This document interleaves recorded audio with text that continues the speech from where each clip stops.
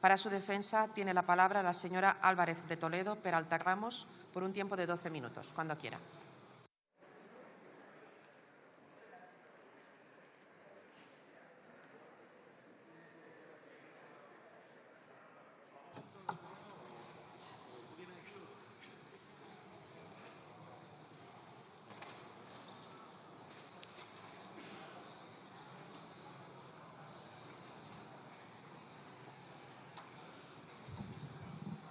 Gracias, señora presidenta.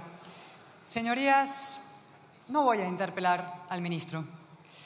Lleva un año despreciando las preguntas de la oposición, es decir, pisoteando los artículos 183 y 188 del reglamento de esta Cámara, que regulan la rendición de cuentas del Gobierno, condición imprescindible de una democracia. Al señor Bolaños, un diputado cualquiera, incluso cualquier periodista, le pregunta ¿qué hora es, ministro? Y él contesta gutural, ultra, facha. 3 ejemplos de este año y hay docenas. Señor Bolaños, ¿qué va a hacer si los tribunales deciden que la ley de amnistía está al margen de la Constitución y el derecho europeo? Respuesta. Recae sobre sus hombros la responsabilidad de representar al equipo ultra. Señor Bolaños, ¿cuál es el conflicto entre España y Cataluña? Respuesta. Quiero darle la enhorabuena por imponer a su candidato ultra en Cataluña, al César lo que es del César y al ultra lo que es del ultra. Señor Bolaños, ¿por qué sigue apoyando al fiscal general del Estado? Respuesta. Su tono altivo y perdonamidas nos recuerda lo importante que es ir a votar para que no gobierne gente como usted. Desde luego, mejor ser perdonavidas que perdonamuertes, excarcelando etarras antes de tiempo como este Gobierno. El miércoles pasado, el ministro Bolaños directamente se mofó en la cara de una diputada de Vox que le recordó su deber de contestar. No, negaba con la cabeza y se reía. La sesión de control, reducida a ruido y furia que nada significa, o dicho en castizo, al diálogo con un besugo. La pregunta, señorías, es ¿por qué actúa así el señor Bolaños? Primero, porque en su caso contestar es delatarse. Su gestión se cuenta por fracasos. Segundo, porque se lo permiten. La presidenta de esta Cámara ha abdicado de su responsabilidad institucional, si es que alguna vez la asumió. Es una correa de transmisión del Gobierno. Y tercero, por estrategia. La degradación de las sesiones de control es un reflejo de la destrucción de la conversación pública española. Y la destrucción de la conversación pública española es la consecuencia de una perversa decisión política. Desde aquel seminal no es no, toda la acción del señor Sánchez ha tenido como objetivo liquidar la alternancia democrática en España. En el altar de ese delirio cesarista lo ha sacrificado todo.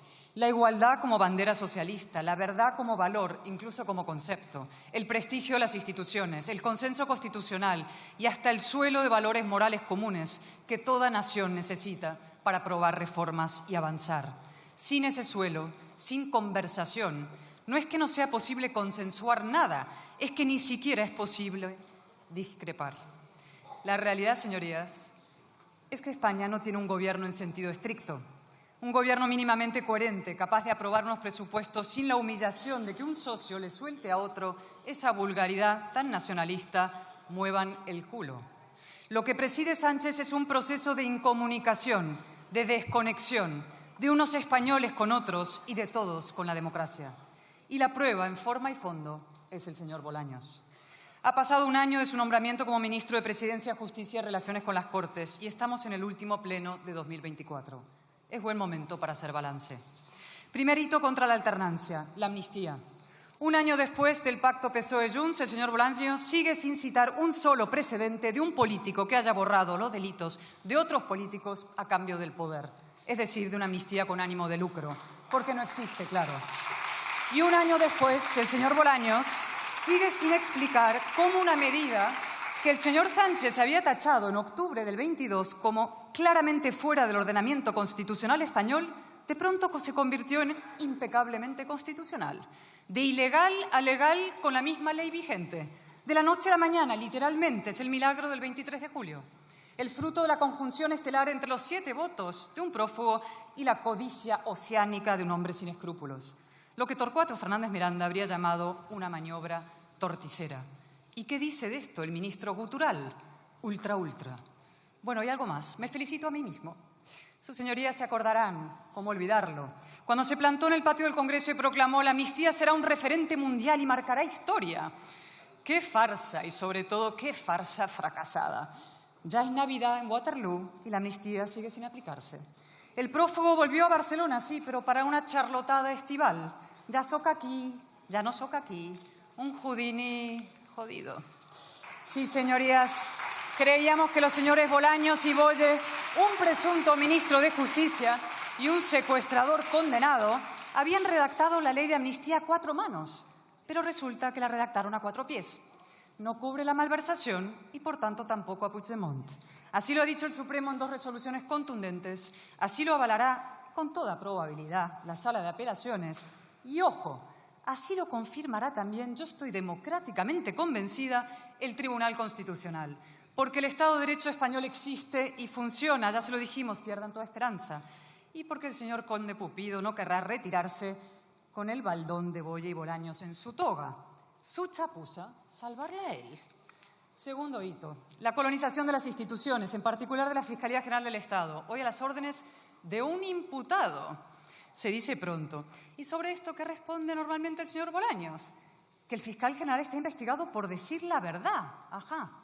O sea que el Supremo prevarica. Y luego añade gutural, facha facha, delincuente confeso. El señor Bolaños olvida que existe algo llamado presunción de inocencia, que si llama delincuente al novio de Ayuso, tendrá que llamar delincuentes a la mujer del presidente, al hermano del presidente, a la mano derecha del presidente y al propio fiscal general.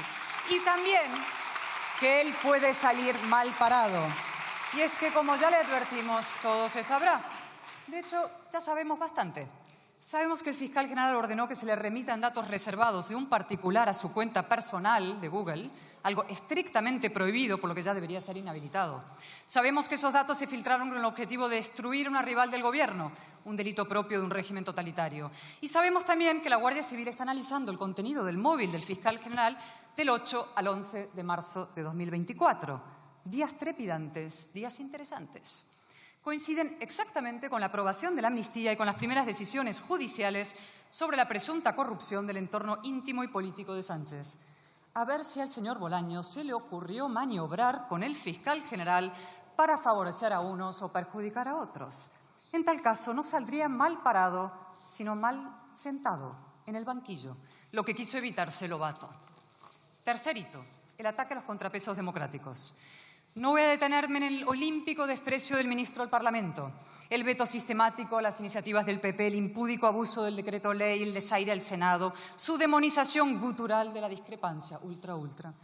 Que el señor Bolaños sea ministro de Relaciones con las Cortes es un sarcasmo. Tampoco ahondaré en sus ataques al pluralismo informativo y la libertad de prensa. En septiembre presentó un portentoso plan de acción por la democracia, entre cuyos objetivos no solo figura, oigan bien, mejorar la rendición de cuentas y la calidad de la conversación pública, sino también asegurar el pluralismo y la independencia de los medios de comunicación públicos. Un mes después colocó a su jefa de prensa como consejera de Radio Televisión Española. Donde sí voy a detenerme es en su particular relación con la justicia. ¿Recuerdan cuando el señor Bolaños se comprometía a defender a los jueces de los ataques de sus socios? Cuando clamaba, y cito laternalmente: me parece intolerable cualquier acusación o señalamiento, venga de donde venga. Cuando se justificó, cabizbajo ante el Supremo: yo no estaba en el Congreso el día en que Nogueras os llamó indecentes desde la tribuna, no volverá a ocurrir. 6 meses después, los ataques los lidera él. La hipocresía es la marca de la Casa Socialista. En realidad, el mayor bulo que circula en España es que el señor Bolaños haya sido alguna vez ministro de Justicia. Aceptó incluir la acusación de Lawfare en el pacto con Puigdemont para la investidura. En verano se lanzó por el juez Peinado con nombre y apellidos y groseras acusaciones y todo el coro ministerial detrás, hasta que los tribunales lo dejaron en evidencia.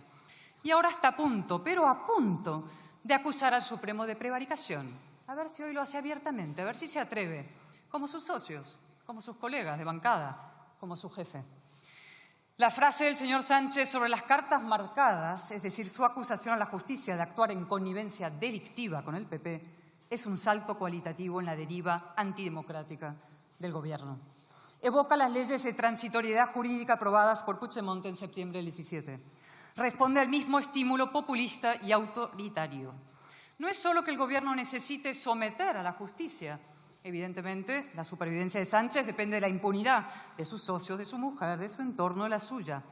Es que ahora encima cree que le conviene. Sánchez busca enfrentar al pueblo con los jueces, busca enfrentar a la democracia con la ley, como si pudiera haber democracia sin ley, como si el Estado de Derecho pudiera someterse a plebiscito. Y no, señorías, la democracia no se vota.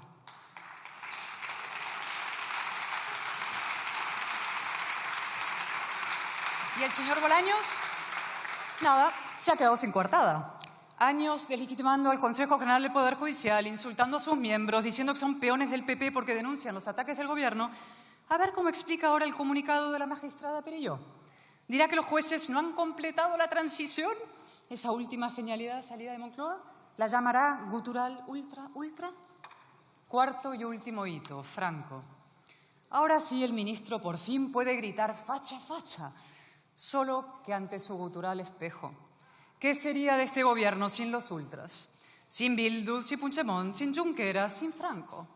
¿Qué sería de él sin la polarización? Como son incapaces de gobernar por adhesión, intentan gobernar por odio. Levantan muros entre españoles, juegan al divide y vencerás y reescriben la historia. Franco no fue derrotado por una izquierda heroica y valiente, sino por una vulgar flebitis y murió en la cama.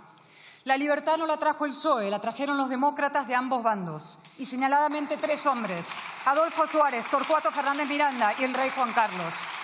Ellos sí que merecen 100 homenajes. Y con ellos los 7 padres de la Constitución, de los cuales 4 lo son también del Partido Popular. Fraga, claro, y Miguel Herrero, y José Pedro Pérez Llorca, y Gabriel Cisneros. Sí, somos también hijos de UCD. A estas alturas, ¿a quién pretenden engañar? Se lo diré. A sus menguantes votantes y a sus socios. Quieren mantenerlos a ellos polarizados, radicalizados, atrincherados, atrapados en un solo lado del muro, cautivos del caínismo.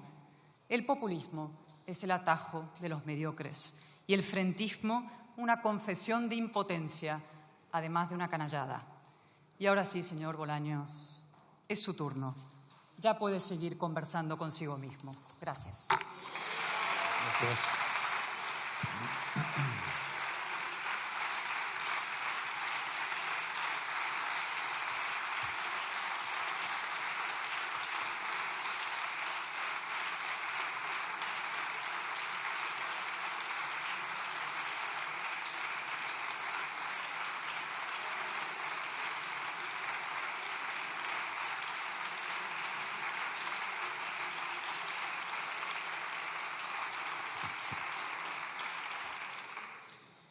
A continuación tiene la palabra en nombre del Gobierno el señor ministro de la Presidencia, Justicia